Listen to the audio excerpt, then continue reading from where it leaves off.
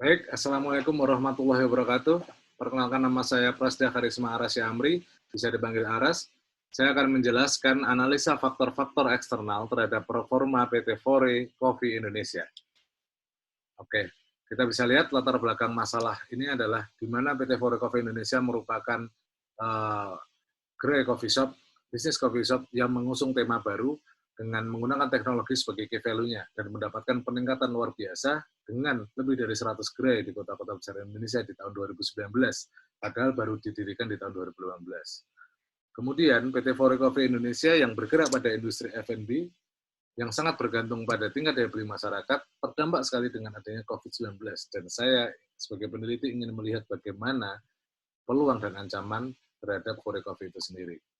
Kemudian Fore Coffee didirikan oleh Robin Boy dan Eli Suteja yang dulunya merupakan CEO dan hingga sekarang PT Oten Coffee Indonesia yang bergerak di bidang supplier.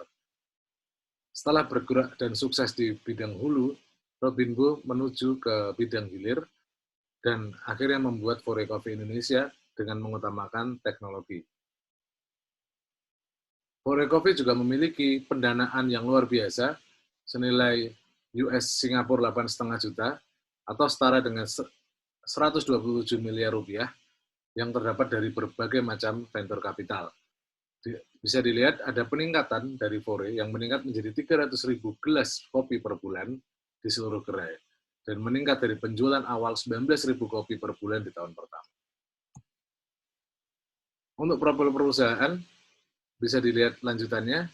Di sini ada 4 metode dari Fore Coffee, yaitu dapatkan kopimu, di mana Anda bisa mudah dengan mendapatkan kopi, bisa diantar dan bisa diambil sendiri di gerai-gerai Fore Coffee Indonesia. Kemudian mendapatkan poin setiap pesan, kemudian mendapatkan menu-menu dengan kopi terbaik, yaitu specialty coffee, kemudian bisa menikmati promo yang besar-besaran dari Fore Coffee Indonesia. Ini pertanyaan penelitian saya, yaitu apa saja faktor-faktor lingkungan eksternal yang berpengaruh terhadap performa PT Fore Coffee Indonesia, dan apa saja ancaman dan peluang yang timbul dari faktor lingkungan eksternal PT Fore Coffee Indonesia. Dengan tujuan penelitian untuk menganalisa faktor-faktor lingkungan eksternal yang memengaruhi kinerja PT Fore dan untuk menganalisa ancaman dari peluang yang timbul dari faktor lingkungan eksternal. Metode penelitian yaitu saya mengumpulkan data sekunder dan metode pengumpulan data informasi daring data BPS dan kemudian dengan metode analisis deskriptif. Ini kekuatan dan kelemahan. Menurut saya, Fore memiliki kekuatan yaitu memiliki teknologi sebagai key value-nya dan memiliki pendanaan yang banyak untuk melebarkan dan scale up bisnisnya. Kemudian memiliki kelemahan yaitu tidak semua gerai memiliki daya kekuatan produksi dan sales yang merata dan memiliki kualitas produk yang baik. Fore tidak memiliki karakter produk yang cukup kuat karena masih memiliki produk-produk yang hampir sama dengan gerai-gerai lain. Ini adalah visi misi Fore, yaitu untuk bisa menjadi menyumbangsih pada industri kopi Indonesia untuk menjadikan Fore Coffee sebagai pemain penting yang bisa memperkuat posisi Indonesia sebagai produsen kopi berkualitas tinggi dan nomor 1 di dunia. Ya, langsung ke faktor-faktor eksternal yang berpengaruh terdapat 9, dan saya membagi menjadi 3, yaitu yang sangat berdampak, sedikit berdampak, dan akan berdampak. Yang sangat berdampak ada hukum, sosial budaya, ekonomi, pemerintah, teknologi, dan lingkungan alam. Kemudian yang sedikit berdampak itu demografi, dan yang akan berdampak, tapi untuk saat ini belum berdampak, yaitu hukum internasional dan politik.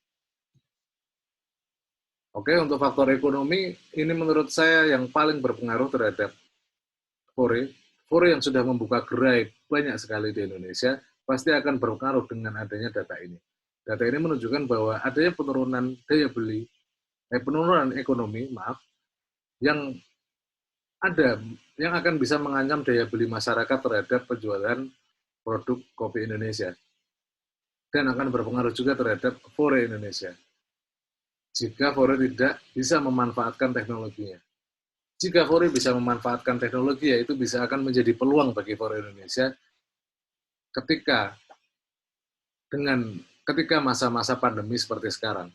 Di masa pandemi dengan adanya physical distancing, dengan Fore yang memiliki fitur teknologi untuk mengantarkan pesanan, itu pasti akan menjadi peluang besar bagi Fore untuk bisa menjadi satu-satunya gerai yang mungkin bisa bertahan di tengah pandemi ini.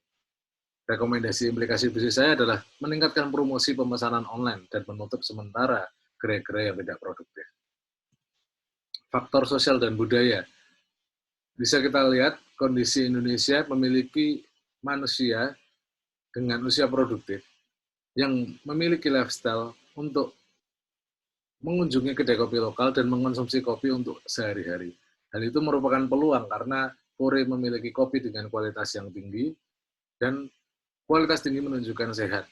Dan usia produktif cenderung memilih mengonsumsi kopi daripada alkohol dan minuman tidak sehat lainnya. Itu adalah tren ke depan. Ancamannya apa? Ancamannya generasi muda milenial yang suka mencoba hal yang baru akan menjadi ancaman karena bisa saja peluang-peluang produk perusahaan baru yang tidak terduga akan gampang berpindah. Ada lifestyle untuk terus mencoba minuman baru juga akan membuat itu berpindah.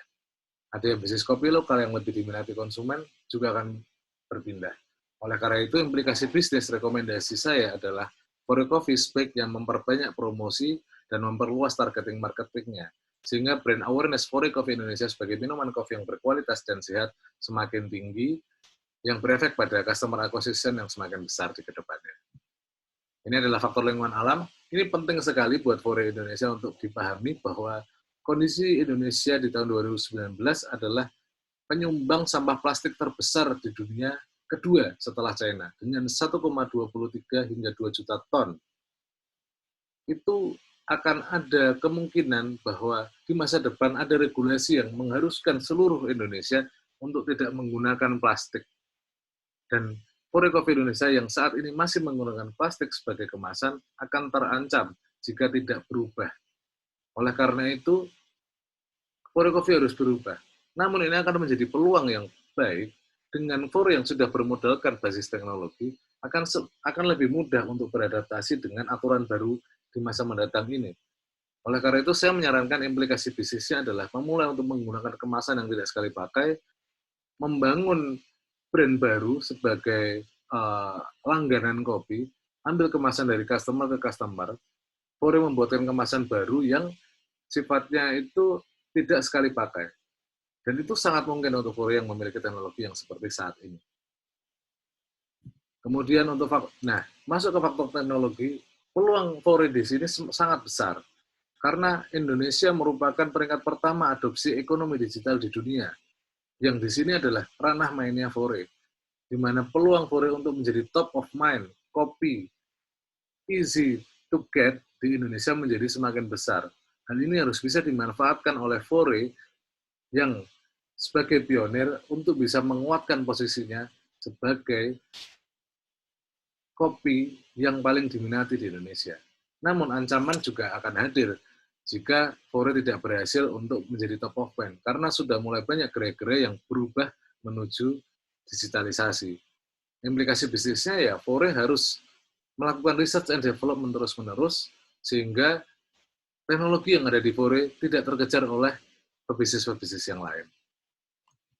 Kemudian faktor hukum, ini tersambung dengan yang plastik. Ternyata di nomor 18, pengelolaan sampah tidak benar akan dipidana. Dan ini bisa saja akan mengenai di Fore yang memiliki limbah kemasan yang tidak ramah lingkungan. Implikasi bisnisnya sama, segera merubah kemasan produk dengan kemasan ramah lingkungan, atau mengganti konsep antar dengan konsep langganan, dengan tumbler, dengan kemasan yang tidak sekali pakai, yang bisa di-refill, seperti itu. Kemudian faktor regulasi pemerintah, kita bisa melihat adanya COVID-19 mengharuskan pemerintah melaksanakan PSBB dan opsi lockdown sudah ada di depan mata. Hal ini bisa menjadi ancaman, bisa menjadi peluang. Peluangnya adalah basis teknologi tidak dimiliki oleh bisnis-bisnis kopi konvensional yang lain, dan ini bisa membuat Fore Coffee menjadi satu-satunya yang bertahan. Namun juga bisa menjadi ancaman jika perusahaan tidak bisa memanfaatkan hal tersebut dan masih terlalu melebar kepada gerai-gerai konvensional. Karena Fore juga masih memiliki gerai-gerai konvensional. Dan itu harus segera, menurut saya, diadaptasikan menuju yang semuanya pesan antar. Sehingga implikasi bisnis ke depan fungsi aplikasi harus ditingkatkan dengan opsi langganan kopi, dan yang kedua, mencari diversifikasi bisnis lain ke ranah kopi bubuk mungkin, atau kopi biji untuk dibuat di rumah. Oke, yang ini yang sedikit berdampak ada faktor demografi. Indonesia akan memiliki bonus demografi, dan yang itu berarti usia produktif akan semakin banyak. Nah, peluangnya ada karena usia produktif adalah usia yang meminum kopi. Sehingga jika Fore Coffee akan